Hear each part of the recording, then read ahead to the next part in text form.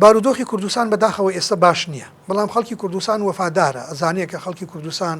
ئێمە لە ساڵی 90ەکانە چ بارودۆخێکی ناڕەحەتمان هەبوو، ئەوە خێرخوازان بوون لە دەرەوە، هاوکاریان نارد، ئێمە لێرە دەیان بەڵکو هەزاران، ئێمە 10,000 بۆ 15,000 مناڵی بێباوکمان لە کوردستانە بەخێو کرد کە زۆری هی شەڕی بینی خۆمان بوو، کە بەشێکی زۆری هی شەڕی ئێران و عێراق بوو، ئەوە هی کێ بوو؟ ئەوە هی عەرەب بوو. بەڕاستی زۆری هی وڵاتانی خلیج بوو ئەو کاتە، هی قەتەر و ئیمارات و کۆیت و بەحرین بوون، هەتا ئێستش هەندێکی ماوە و هەندێکیشی هی جالیاتی مسلمان بوون لە ئەوروپا، هەندێکیشی هی هەر ئەو ڕێکخراوە خێرخوازیانە بوون کە لە ئەوروپا.